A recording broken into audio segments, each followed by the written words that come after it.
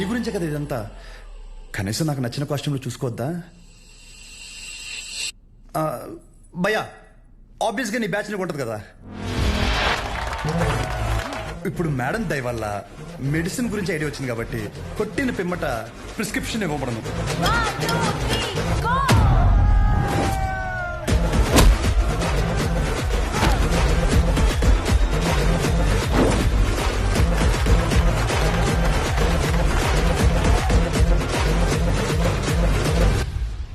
వీడికి డైక్లోఫెనాక్ తిన్నాక పొద్దున ఒకటి రాత్రి ఒకటి.